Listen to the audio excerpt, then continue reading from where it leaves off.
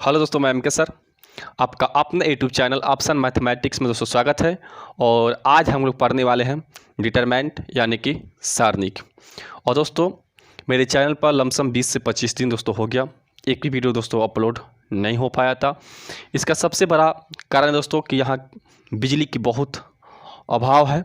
बरसात की वजह से और बाढ़ आ जाने की वजह से बिजली यहाँ पर बहुत कम रह रही है, इसलिए वीडियो दोस्तों मैंने नहीं बना पाया।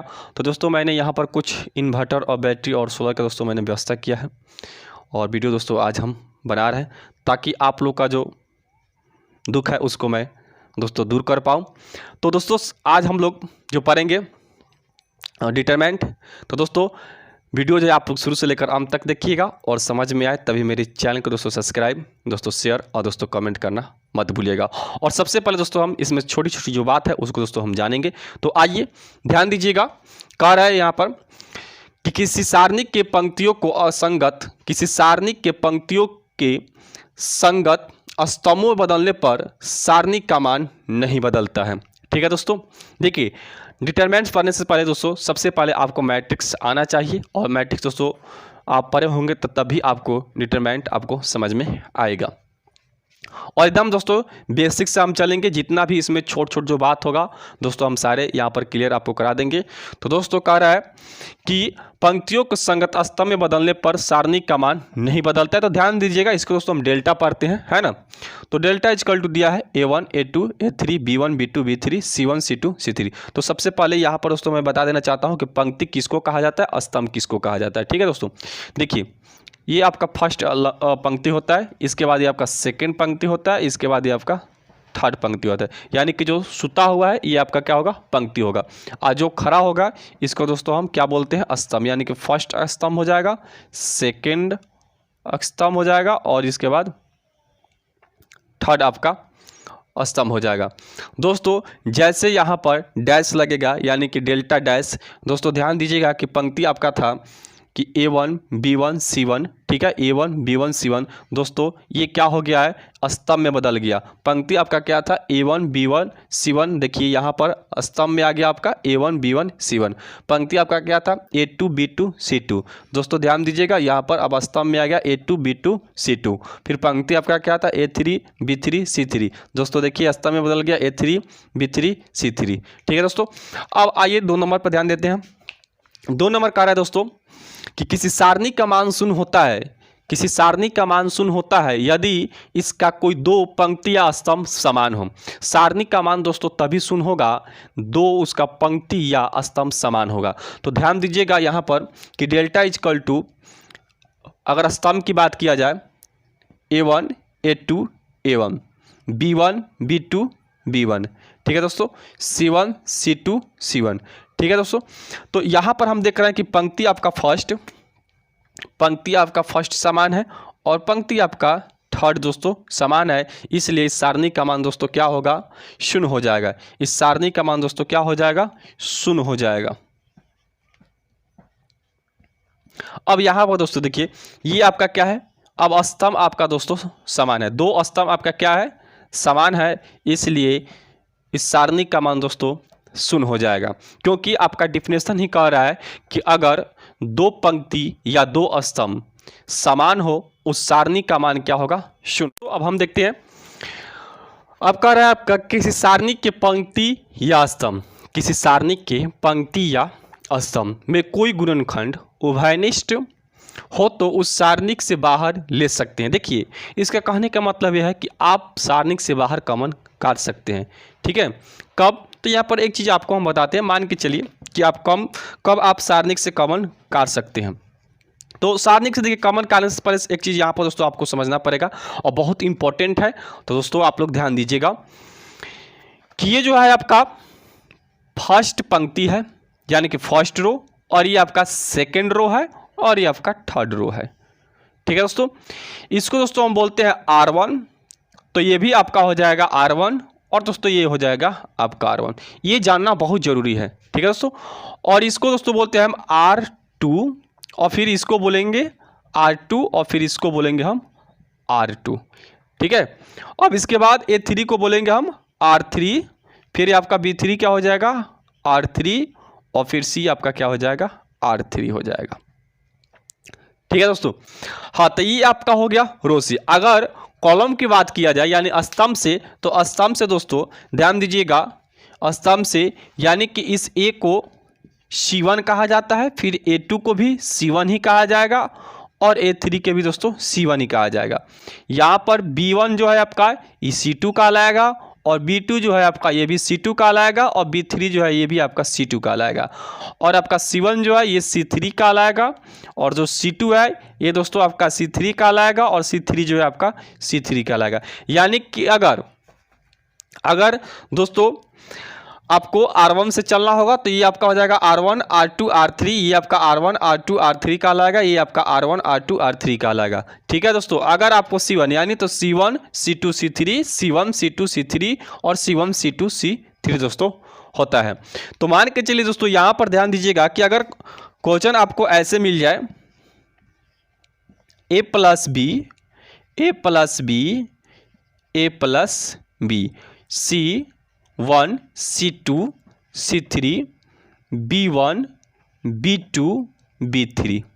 ठीक है दोस्तों। क्वेश्चन आपको ऐसे मिल जाए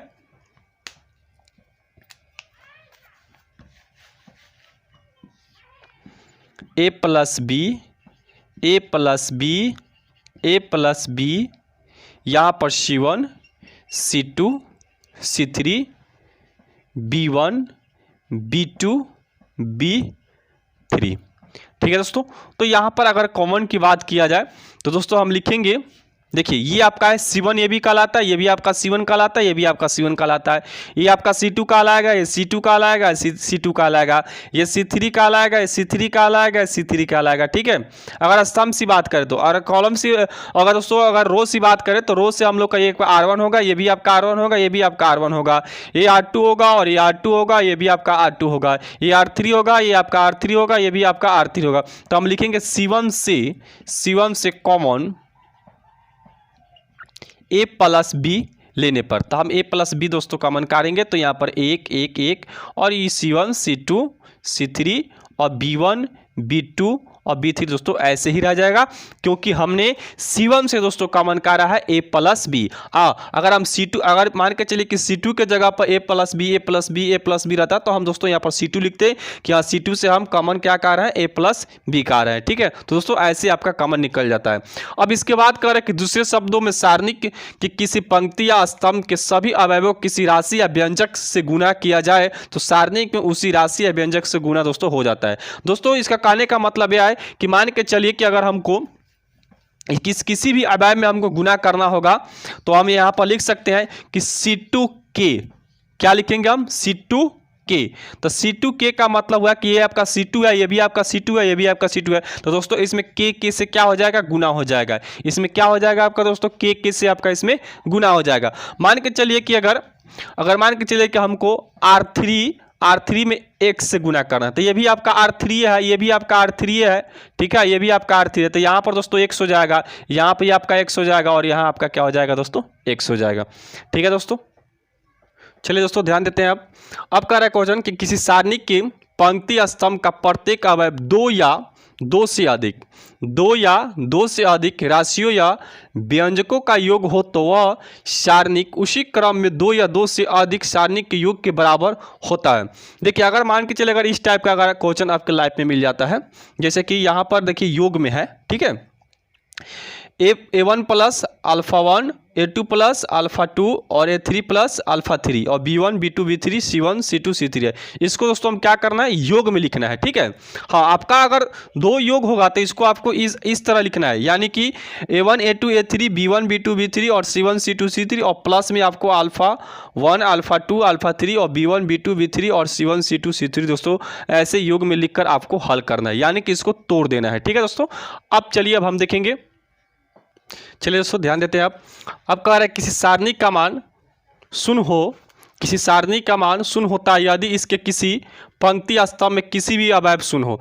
यानी कहने का मतलब है उस सारणी का मान शून्य होता है या आपका पंक्ति आचा स्तंभ किसी का मान शून्य होता है। यहाँ पर ध्यान दीजिएगा कि आपका पंक्ति जो है यानी कि फर्स्ट पंक्ति का R1 जो है R1 ये दोस्तों क्या है, शून्य है, इसलिए इस सारणी का मान क्या होगा, शून्य होगा।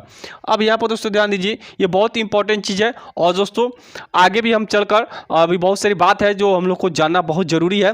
तो दोस्तों यहाँ पर ध्यान दीजिए, किसी अवयव का उपसारणी किसको दोस्तों माइनर कहा जाता है, तथा यह अवयव आई यानी दोस्तों पंक्ति, ठीक है, तथा जे मतलब दोस्तों होता है स्तंभ में हो तो उस अवयव का सखंड आपका -1 का पावर i प्लस जे और दोस्तों एम, यानी कि सखंड को दोस्तों कहते हैं हम कोफैक्टर। मान के चलिए कि एलिमेंट्स आपका A11 हो, दोस्तों ध्यान दीजिएगा, एलिमेंट्स A11 हो तो दोस्तों हम जब हमको कोफैक्टर निकालना होगा तो -1, तो इधर वाला दोस्तों कहा जाता है I और इधर वाला दोस्तों क्या होता है J।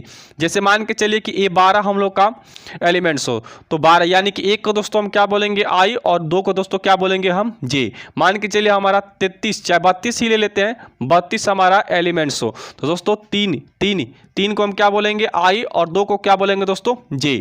तो जब दोस्तों हमको कोफैक्टर निकालना होगा तो इसको हम कैसे रखेंगे, जब हमको कोफैक्टर निकालना होगा, मान के चलिए कि 11 का कोफैक्टर निकालना है तो -1 और लिखेंगे 1 + 1, क्योंकि यहाँ पर दोस्तों सूत्र कह रहा है कि I + J, ठीक है, इसलिए I का मान जो है 1 है और J का भी मान क्या है दोस्तों 1 है, ठीक है दोस्तों। और इसको हम क्या कर लेते हैं, जोड़ लेते हैं, मान में जोड़ते हैं कि 1 + 1 कितना होगा, 2 होगा, ठीक है दोस्तों। तो इसमें दोस्तों सम भी संख्याएं आती है और विषम भी संख्याएं आती है, तो जब भी दोस्तों इसको जोड़िएगा तो अगर सम संख्या आएगा तो दोस्तों चिन्ह में कोई परिवर्तन नहीं होता है, अगर इसको जोड़ने के बाद दोस्तों विषम संख्या आएगी तो दोस्तों हम माइनस से उसमें क्या करते हैं, गुना कर देते हैं। तो दोस्तों ये आगे चलकर सीखना है, ठीक है। तो चलिए अब हम इसी से शुरुआत करते हैं, और भी बहुत चीज़ दोस्तों अभी छूटा हुआ है, और जैसे जैसे आपको आएगा वैसे वैसे दोस्तों मैं आपको बताते चलूँगा।